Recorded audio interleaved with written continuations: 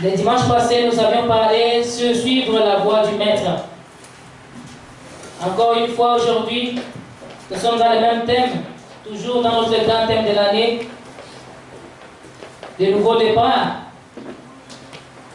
Et dans le sous-thème, suivre la voie du Maître, partie 2. Nous sommes dans le livre de Marc, chapitre 4, et versets 35 à 39. Marc chapitre 4, verset 35 à 39, nous lisons le nom de Jésus. Ce même jour, sur le soir, Jésus leur dit, passons sur l'autre bord. Dites à ton voisin, passons de l'autre bord. Après avoir envoyé la foule, ils l'amenèrent dans la barque où il se trouvait. Il y avait aussi d'autres barques avec lui. Il s'éleva un grand tourbillon et les flots se jetaient dans la barque au point qu'elle se remplissait déjà. Il lui dit, et lui, il dormait à la poupe sur les coussins. Ils le réveillèrent et lui dirent, Maître, ne t'inquiètes-tu pas de ce que nous périssons? S'étant réveillé, il menaça le vent et dit à la mer, silence de toi. Et le vent cessa et il y eut un grand calme amer. Ici encore, nous sommes en train de voir Jésus avec ses disciples.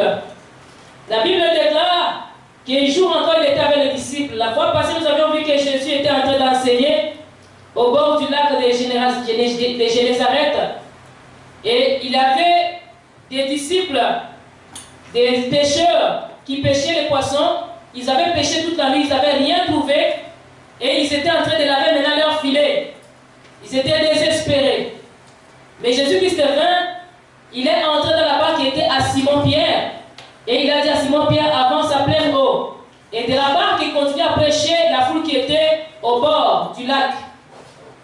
Quand ils furent arrivés en pleine eau, la Bible déclare, il dit à Simon-Pierre, jette ton filet. Et Pierre lui a répondu, il a dit, Maître, nous avons travaillé toute la nuit, mais nous n'avons rien gagné. Et Pierre, c'était un pêcheur expérimenté, un pêcheur professionnel. Il connaissait les heures de pêche, il connaissait bien faire sa pêche, mais il a fait tout ce qu'il pouvait. Et les heures de pêche, c'est le mieux, c'est la nuit. Il avait fait de son mieux, mais il n'avait même pas attrapé un seul poisson, même pas un seul fretin. Mais rendu le jour, il savait qu'il n'y aura plus rien. Il a décidé de rentrer, sachant que cette journée-là, et cette nuit-là, c'était une perte totale. Ils ont travaillé à perte. Ils ont perdu le temps. Ils ont perdu peut-être si c'était la barque au moteur ou bien au gaz, je ne sais pas. Ils ont perdu les gaz, ils ont perdu, je ne sais pas, le temps. C'est que c'était une soirée perdue pour eux. Mais ce n'était pas encore fini avec Jésus. Des fois, on peut penser qu'on a échoué, on est arrivé au bout, il n'y a plus de solution, nous fermons même nos outils, nous fermons même notre espoir, nous fermons même notre foi, nous fermons même nos affaires. Si nous faisons des affaires, si tu étais étudiant, tu dis même je vais abandonner, tu fermes tout, tu dis que tout est fini, c'est déjà la soirée, le soir plutôt, la soirée de ma vie, je suis déjà avancé en âge, je ne pourrai pas gagner, laisse-moi te dire, il y a encore espoir. Alléluia. Il y a encore espoir avec Jésus, il y a encore espoir. Quand ils étaient désespérés, ils ont lavé leur filet, c'est alors que Jésus a fait quelque chose. Tu vas suivre ces messages-là sur YouTube, c'est déjà publié, tu pourras suivre ça. Alléluia. Mais ici, aujourd'hui, la Bible déclare encore, Jésus était avec ses disciples. Jésus, il vient avec ses disciples, il dit à ses disciples, passons de l'autre bord, allons de l'autre côté, traversons de l'autre côté. Il devait traverser, c'est qu'il devait passer la mer et aller de l'autre côté. Et nous sommes dans l'année du nouveau départ. Nous sommes en train de traverser, nous voyageons. Étant aussi sur la terre, nous sommes des voyageurs, nous sommes des pèlerins, mais nous devons aller de l'autre côté. De l'autre côté, il y a beaucoup de bonnes choses que Dieu prépare pour toi. Dieu te dit de faire une démarche, de te déplacer, traverser, aller, c'est que c'est-à-dire que faire un déplacement, faire une marche encore de plus, faire une marche encore de nouveau. Nous sommes en train de partir de nouveau, nous sommes en train d'aller de nouveau. Nous ne pouvons pas rester au bord où nous sommes, nous devons aller de l'autre côté. Ce qui est de ce côté, nous avons déjà vu, ce qui est de ce côté, nous avons déjà expérimenté. Tu as déjà essayé beaucoup de choses, mais Dieu te dit, il faut maintenant que tu laisses ce qui est ici, que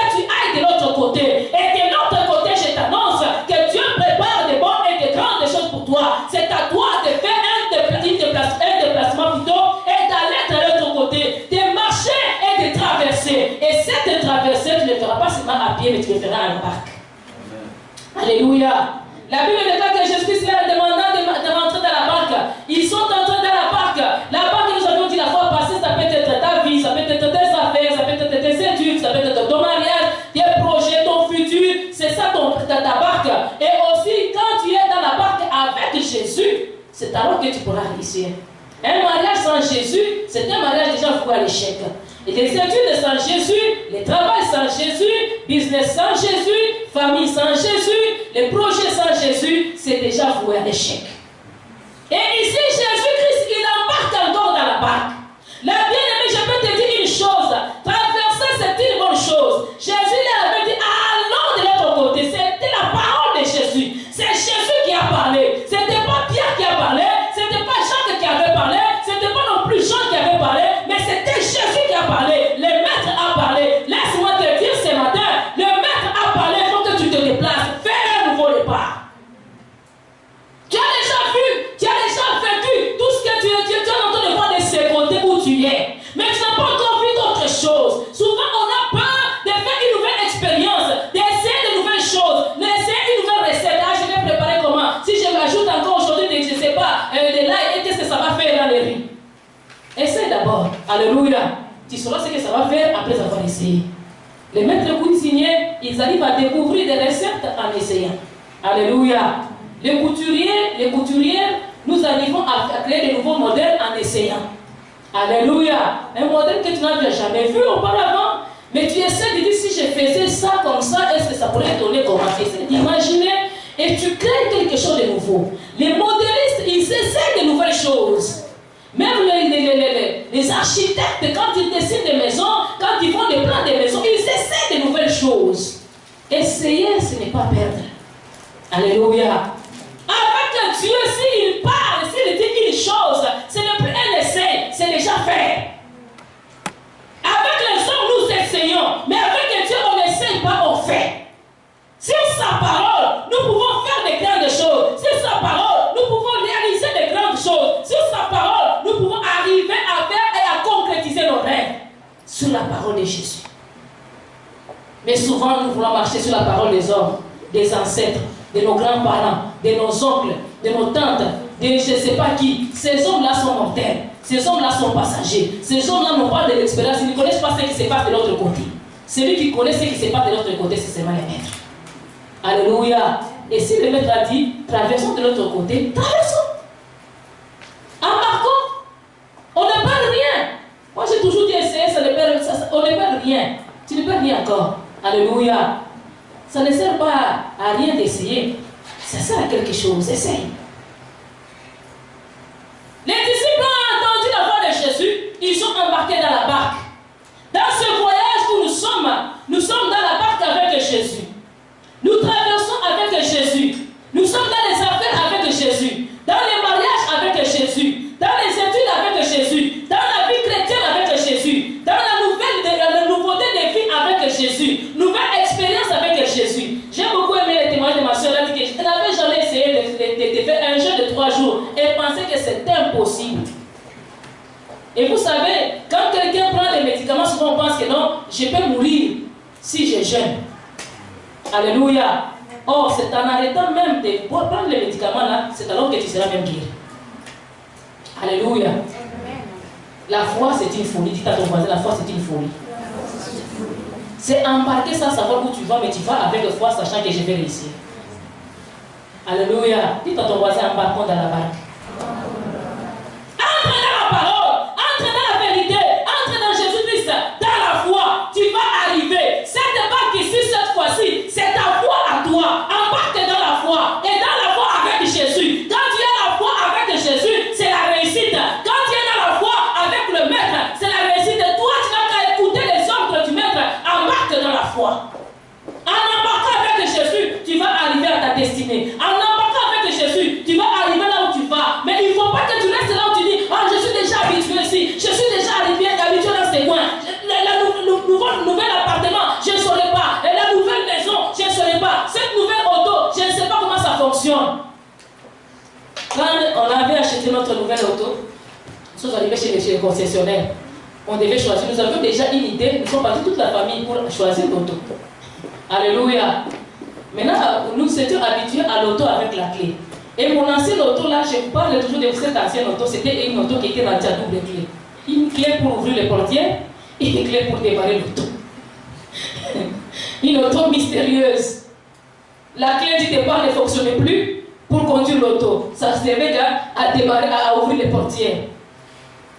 Et tellement que nous étions habitués déjà avec une auto problématique, quand on nous présente l'auto, et puis on nous amène l'auto maintenant, la nouvelle auto.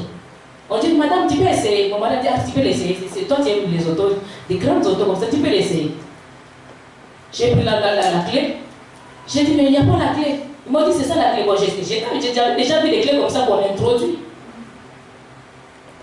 J'ai dit, mais il n'y a pas l'endroit pour introduire. J'ai dit, non, madame, tu n'as pas besoin. Tu n'as qu'à appuyer un piton. Un petit piton. Et ça va aller. J'ai essayé. Ça a bien roulé.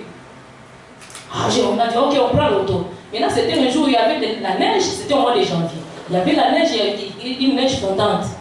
Je ne savais pas où se trouvait quoi. Et suite là, si j'ai cherché, j'étais habitué déjà avec l'autre.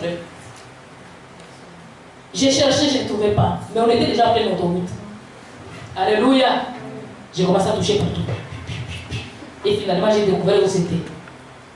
Finalement, j'ai trouvé que c'était de la femme. C'était une femme de nouvelles une auto comme ça. Amen. Alléluia. Essaye de nouvelles choses, ça ne te coûte rien. Quand tu essaies, tu découvres. Et quand tu essaies, tu expérimentes. Et quand tu essaies, tu vas voir la gloire de Dieu. Alléluia. La Bible déclare, les disciples Jésus leur avait dit, allons, traversons de l'autre bord, allons de l'autre côté. C'était la voie du maître. Quand le maître parle, tu n'as qu'à écouter, tu n'as qu'à exécuter ce qui te demande. Il nous dit un nouveau départ en l'année 2019, faisons un nouveau départ. Si dans ma vie passée j'étais maladif, je vais faire un nouveau départ en étant guéri. Si j'étais possédé, je vais faire un nouveau départ en étant délivré. Si j'avais des problèmes dans ma tête, je vais faire un nouveau départ en ayant maintenant la libération de ma tête. Un nouveau départ, c'est prendre une décision sérieuse avec le Seigneur. Sachant que tu n'es pas seul, tu embarques avec lui. Et la Bible déclare quand ils sont arrivés dans la barque, ils commençaient maintenant à naviguer en pleine eau. En pleine eau, il y eut une tempête, il y eut un vent violent. Et les flots, ça rentrait maintenant dans la barque, à tel point que ça se remplissait. Le tourbillon, c'est un vent contraire, un vent qui tourne, un vent tournoyant, un mouvement de vent, un mouvement de mer, un mouvement de poussière, un mouvement de vent qui tournoie et qui peut embarquer des choses, qui peut même soulever des choses. Il y a une tempête en pleine mer. Laisse-moi te dire, bien que Dieu a parlé que tu puisses faire un nouveau départ, cela n'exclut pas l'opposition de l'ennemi. Le tourbillon, c'est l'opposition. Les diables en question, les diables en lui-même, et les flots, ce sont les démons et les sorciers. Quand nous embarquons avec Jésus, bien que Jésus soit dans notre vie, il soit dans nos affaires, c'est lui qui nous a dit de partir, c'est lui qui nous a dit de délivrer, c'est lui qui nous a affranchis, c'est lui qui nous a dit d'avancer, c'est lui qui nous a dit de traverser, et de l'autre côté, il prépare les bonnes choses pour nous. Mais il y aura toujours des vents. Quand tu as pris une bonne décision avec le Seigneur, les démons aussi se soulèvent, les diables se soulèvent, les sorciers se soulèvent, mais que cela ne te panique pas. Dis à ton voisin, ne sois pas paniqué. Les disciples sont sortis, ils étaient paniqués. Il y a eu soulèvement. Si on regarde un peu par définition les flots ainsi que le tourbillon, on nous dit ceci. Le flot, c'est la masse liquide en mouvement. Une marée montante par opposition agissant. Une marée descendante. Ce qui m'a beaucoup, qui m'a beaucoup plu, c'est la masse liquide en mouvement. Marée montante par opposition agissant par opposition. Alléluia. Ça s'oppose. Tourbillon, on nous dit que c'est un vent impétueux qui tournoie. Une tornade. Tout ce qui tournoie rapidement. Mouvement de l'eau qui tournoie avec violence. Mouvement de l'eau qui tournoie avec violence. Il arrive des fois dans la vie, pendant que tu es en train de marcher avec Jésus, Tu as écouté sa voix, il t'a pointé la bonne affaire, il t'a pointé la bonne personne, il t'a pointé la bonne direction, il t'a pointé la bonne adresse. Pendant que tu y vas, il y a maintenant un vent impétueux qui tourne tout autour de toi, qui te fait comme des vertiges, qui te fait comme tournoyer toi aussi, et qui t'embarque ça et là. Tu manques de te positionner, tu manques même l'idée que tu dois prendre, laquelle tu prends, laquelle tu laisses. Ça te met en insécurité, ça te met en un mouvement tournoyant et qui peut même te noyer. Mais quand tu es avec le Seigneur, tu ne peux pas te noyer. Il arrive des situations qui peuvent nous tournoyer tout autour, qui peuvent nous amener à être comme si ça et là, à tourner tout autour, à être à un seul endroit, à faire, je ne sais pas, un rond-point. Tu es comme si tu n'avances pas. Tu veux avancer, mais ça s'oppose à toi et ça te tourne. Mais cela ne veut pas dire que tu es perdant. Et cela ne veut pas dire que tout est fini. Et cela ne veut pas dire que tu as échoué. Et cela ne veut pas dire que tu n'existes pas. Tout ça, c'est pour regarder le niveau de ta foi. Dieu nous avait dit à ce mois de février, il y aura encore quoi? Il y aura quoi? Il y aura des combats, mais la victoire est déjà certaine. Qui a déjà rencontré les combats dans ce mois de février? Dieu les mange en bien. Applaudissons très fort pour le Seigneur. On aura vu ce mois de février, mais à chaque combat, Dieu nous donne toujours la victoire. À chaque combat, Dieu nous donne encore toujours la victoire. On peut nous enterrer, on rebondit encore de nouveau. Alléluia. Et quand tu es dans la pleine mer, dans l'océan, il y a des vagues tellement grandioses que quand tu la vois à la télé, tu peux penser que c'est le montage. Mais il faut que tu le vives en face. Qui ont déjà été à l'océan? J'ai déjà été à l'océan. Et la première fois que j'ai vu les vagues, nous étions avec Martha. Il nous dit, c'était la première fois. On a sentiment, on se prend des photos. Alors moi je dis, Alléluia. Pendant que j'attendais qu'on puisse le crash de la pause en question, la vague s'est jetée contre moi, en arrière de moi. Alléluia. Je n'étais pas vraiment en pleine eau, j'étais dans les sables à côté des eaux. Je me disais que quand ça va sortir, ça va paraître très joli. Il y avait un bon soleil. La vague s'amenait tranquillement. Boum! Ça s'est abattu contre moi. Ça m'a poussé, j'ai crié. Alléluia. À quelques fractions de secondes, c'était déjà fini. Il est parti et puis il est rentré tranquillement comme s'il n'avait rien fait. Alléluia. Il arrive des fois que le diable t'envoie des flots de tourbillons qui vont te frapper. Et les vagues de l'océan, ça monte et ça fait comme des cercles. Ça peut couvrir quelqu'un. Et les gens qui sont habitués à nager là-dedans, ils savent comment s'y prendre. Ils peuvent rentrer dedans et puis ressortir encore en haut. Moi, je disais que ces gens, ils jouent avec la vie. Alléluia. La barque était là, Jésus était là, le diable n'a pas eu honte même, il n'a même pas eu peur que Jésus était dans la barque. Le diable, il est impoli, il peut s'inviter et il peut même se forcer à rentrer là où on ne l'avait pas invité et il peut même venir tenter là où il ne peut pas venir tenter. Vous vous rendez compte, il est venu piéger, ou pas piéger, tenter Jésus-Christ après le 40e jour de jeûne de Jésus. Maintenant, vous qui êtes des disciples, vous allez faire quoi? S'il a tenté lui-même de mettre en question, en personne. Alléluia. Les tentateurs, ils peuvent venir, mais cela ne veut pas dire qu'il va réussir. Il va venir, mais la victoire est certaine, parce que le maître est avec toi dans la barque. Cette barque était la barque la plus sécuritaire, parce que Jésus-Christ était dedans. Ta vie et tes affaires est sécurisée, parce que Jésus-Christ est dedans. Ta famille est protégée, parce que Jésus-Christ est dedans. Tes affaires sont protégées, ton ministère est protégé, parce que Jésus-Christ est présent. Ta vie de prière est protégée, parce que Jésus-Christ est présent. Dans ton mariage est protégé, parce que Jésus-Christ est présent. Tes projets et ton futur est assuré, parce que Jésus-Christ est présent. Tant que Jésus sera la victoire est certaine. Pendant qu'il s'est déplacé, il y a eu le flot, la tempête, un vent impétueux qui tournoie. Ce vent-là a battu contre eux. Et le vent a commencé comme à les tourner parce que c'était un vent qui tourne. C'est que c'était un vent qui était en opposition, qui voulait aussi les reculer, qui voulait aussi ne pas qu'eux ne puissent pas traverser, qui voulait les empêcher de continuer la course, de continuer leur marche, ou bien de les noyer. Ils voulaient les détruire. Il y a les ennemis qui cherchent ta perte. Il y a le diable qui cherche ta ruine, qui cherche ta disparition. Il y a les sorciers qui invoquent ton nom le jour et la nuit. Ils sont en train de te faire des listes pour essayer à te capturer dans leur filet. Mais laisse-moi te dire, tant que le maître est au-dedans de toi et dans ta vie, le diable va échouer et il va travailler à tort. Il va travailler à tort. Jésus qui s'est traversé avec les disciples. Et lui, il dormait sur un coussin.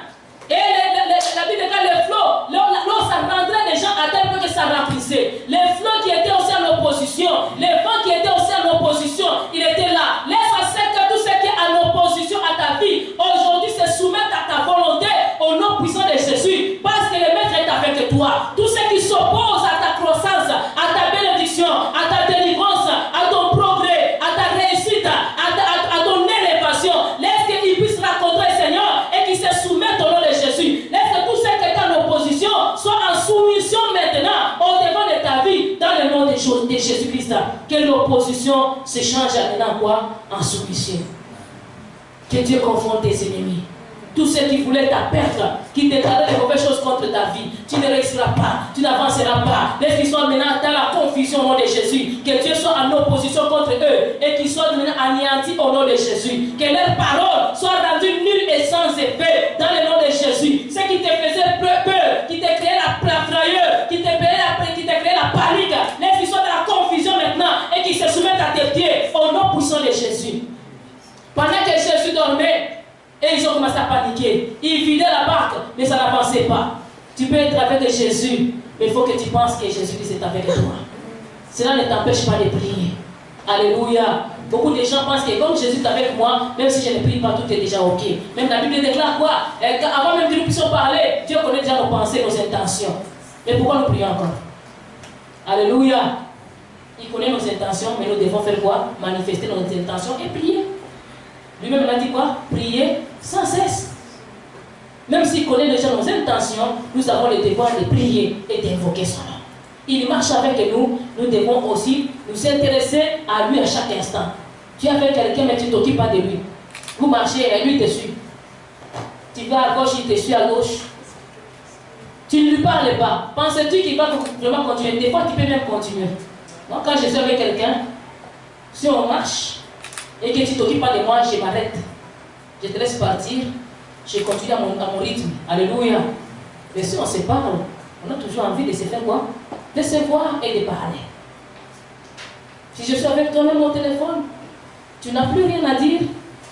Ou alors, on n'a plus rien à se dire, alors on fait quoi? On raccroche. Je viens te visiter, tu me ouvres la télé, toi tu t'en vas. Je regarde la télé, quand je suis fatigué avec ta télé, qu'est-ce que je fais? Je m'élève et je te dis au revoir. Alléluia. Vrai ou faux? Vrai ou faux? Oui.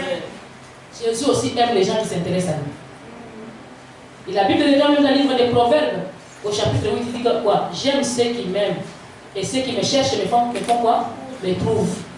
Il aime ceux qui font quoi? Il aime ceux qui les détestent. Oh, Jésus aime tout le monde. Jésus n'aime pas tout le monde. Il aime ceux qui l'aiment.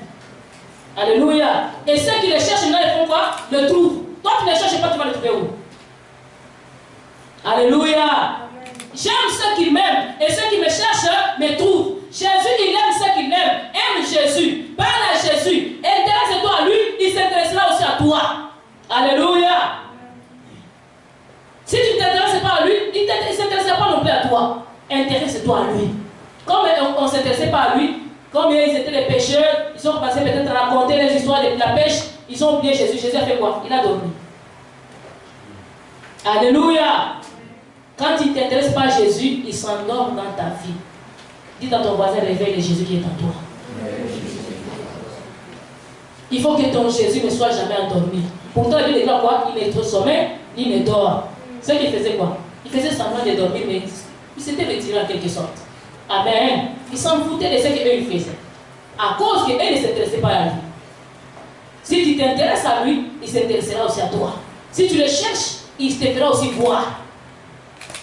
Si tu l'invoques, il te répondra.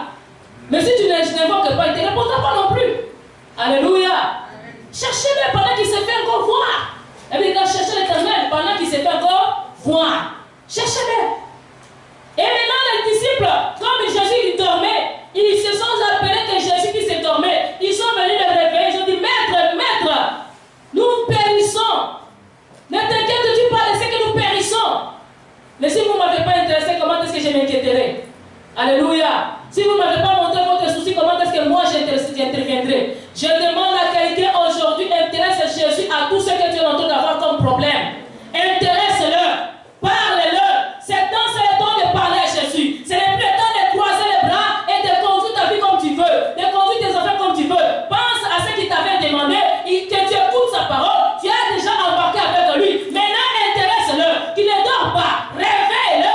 Fais-lui voir les dangers que tu cours. Les problèmes que tu as. Quand tu as des problèmes, ne panique pas seulement, mais réveille le maître. Intéresse-le à regarder ce qui se passe, à voir ce qui se passe. Fais-lui voir, fais-lui sentir les problèmes qui te dérangent, les problèmes qui t'écœurent, les problèmes qui te retiennent captif, les problèmes qui te dépassent, les problèmes qui t'amènent des vertiges, les problèmes qui t'amènent des maux de tête. Montre cela à Jésus. Montre-le. Il s'est levé, il a dit silence. Et la mer s'était tue.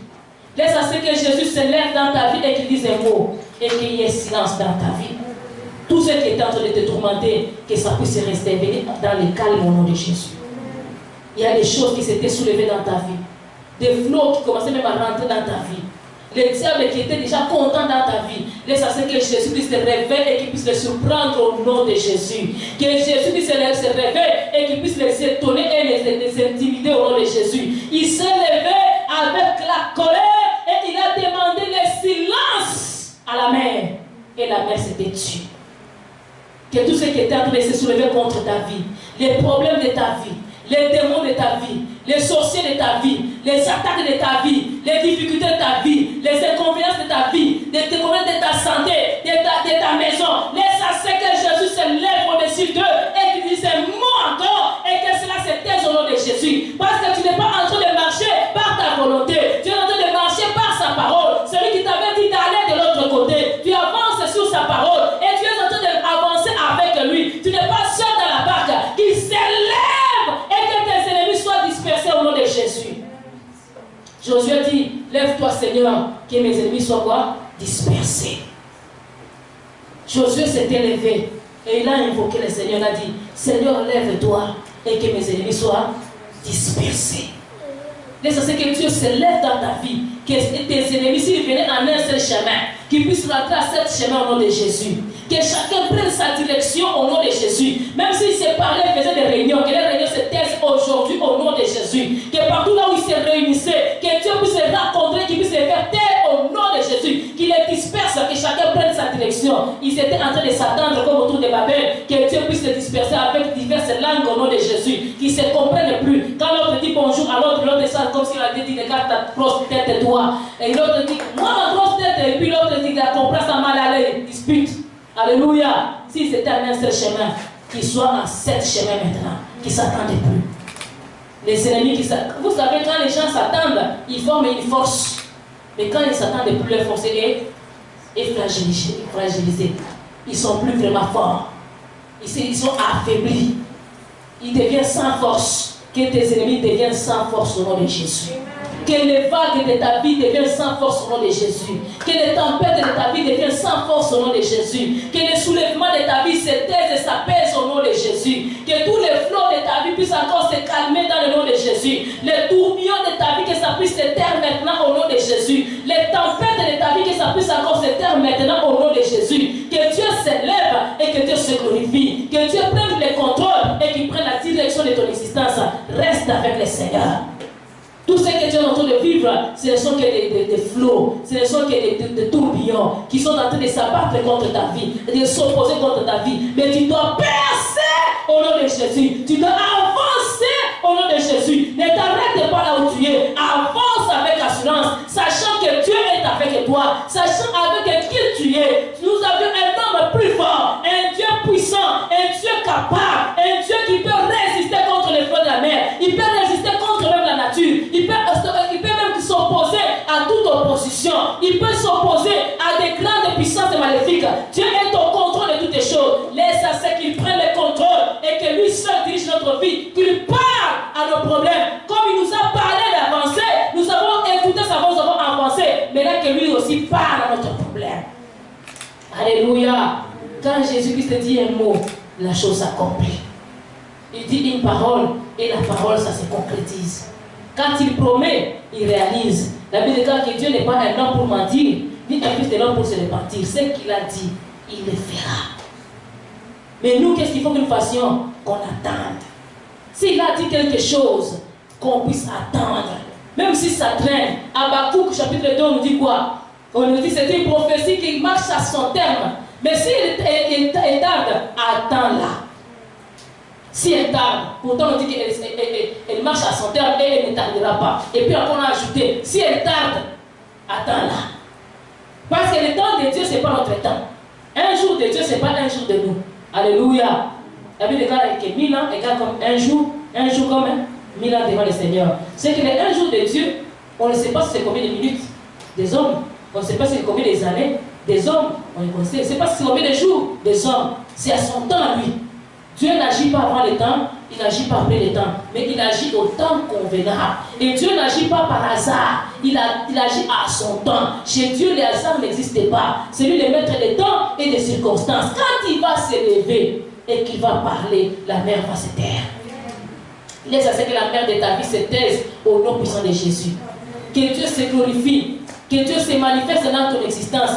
Que tu ne restes pas là où il ne faut pas que tu puisses rester. Que tu sois là où Dieu voulait que toi tu sois. Que Dieu marche avec toi. Que Dieu se manifeste dans ta vie. Que Dieu se glorifie dans ta vie. Que toi seulement tu puisses écouter ce que lui veut. Que toi tu entendes seulement sa voix. Et que tu marches à son rythme. Que tu marches à sa parole. Que toi tu entendes seulement sa voix. Et que tu sois en éveil. Ceux qui avaient sauvé ces gens et qu'eux aussi n'étaient pas endormis. Ils étaient réveillés. Ils étaient réveillés. S'ils étaient aussi endormis, ils allaient peut-être périr. Mais ils étaient réveillés. Ils voyaient ce qui s'est passé. Regarde ce qui se passe autour de toi et réveille Jésus. Montre-lui ce qui se passe. Montre-lui les attaques. Montre-lui les problèmes. Ce qui se soulève contre toi, montre à Jésus qu'il intervienne et qu'il agisse dans ta vie au temps marqué, au temps favorable. Il agira. Il se glorifiera. Je sais que Dieu ne t'a pas abandonné. Je parle à quelqu'un. Je sais que peut-être tu étais découragé, mais pourquoi je sers l'Éternel? Je me suis maintenant beaucoup donné. J'ai commencé à me consacrer. J'ai commencé à me donner en totalité. Mais pourquoi ceci? Depuis toujours, il y a cela. Dieu te dit seulement quoi? Fais un nouveau départ. Embarque dans la barre. Traverse de l'autre côté. Vas-y. Va avec lui. Crois à sa parole. Et marque, rassure-toi qu'il est avec toi. Et souligne beaucoup plus que c'est lui qui a parlé.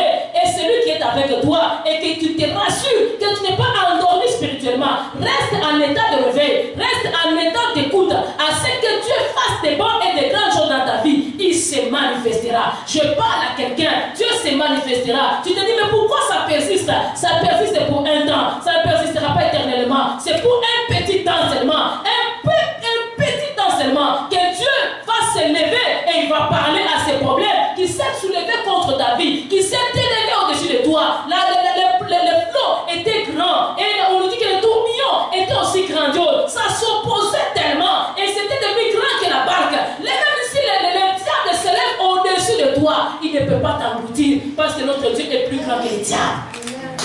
Il a la solution. Il est plus grand que les sorciers. Même si c'est le plus grand sorcier de votre famille, de votre coin, de votre village. Même si c'est le plus grand sorcier de votre quartier. Les plus grands sorciers que les gens connaissent dans le monde. Même si c'est le plus grand démon qu'on connaît au-dessus des vaudous. C'est rien par rapport à notre Dieu. Dieu est au-dessus des vaudous. Je vous avais parlé à Guatemala. Les démons de Maya m'ont parlé. Ils m'ont parlé à ma langue. Alléluia. Tel que nous connaissons, au Congo, nous connaissons les démons du Maya, nous savons que c'est grand. Ce ne sont pas des petits démons. Alléluia. Mais ils ont parlé. Ils m'ont cloué au lit. Et on avait campagne le soir. On a eu la foi en Dieu. Le matin, j'étais au lit. À 14, je suis descendu pour me laver. J'avais l'impossibilité de remonter dans ma chambre. Mais je suis remonté quand même.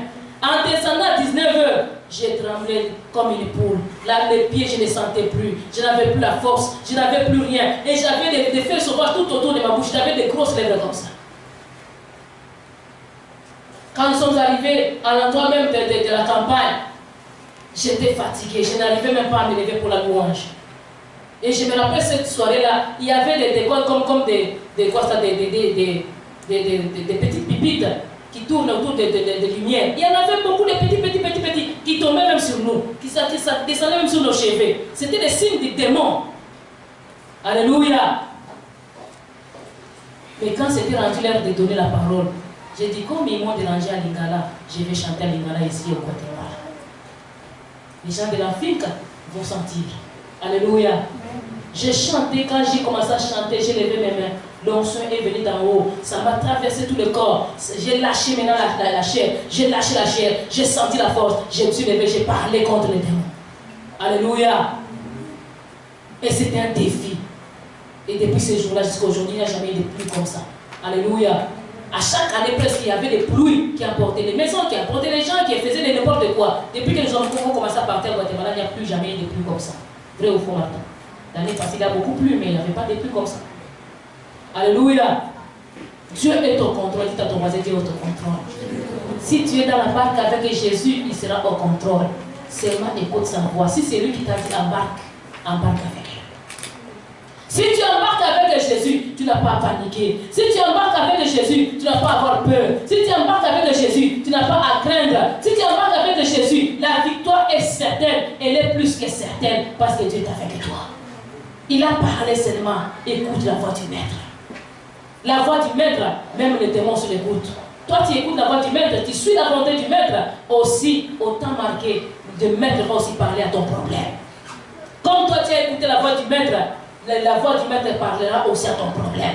Laisse à ce que la voix du maître parle aussi à ton problème au nom de Jésus. La voix du maître ne nous parle pas seulement à nous, mais elle est capable de parler même à notre problème, à ce qui nous préoccupe, à ce qui nous dérange, à ce qui nous combat. La tempête, même si elle peut être forte comment, Dieu est au-dessus de toutes les choses. La semaine passée, quand j'ai regardé la météo, on disait que cette semaine encore, il y aura la tempête, il y aura une tempête, et puis à la fin de la semaine, il y aura une deuxième tempête. J'ai dit, Seigneur, la deuxième, là, je la traite au nom de Jésus, la première, je la limite au nom de Jésus.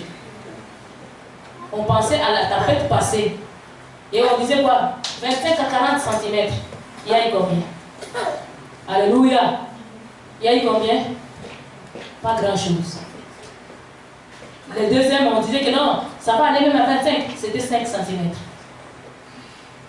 Alléluia. On est capable d'empêcher que le diable agisse et il va s'arrêter. Il va s'arrêter. Nous avons un roi, un maître qui est capable de parler même contre la nature. S'il peut parler contre la nature, combien plus forte raison l'homme? Alléluia. Il peut neutraliser l'homme. Il peut neutraliser ces sorciers-là qui te dérangent.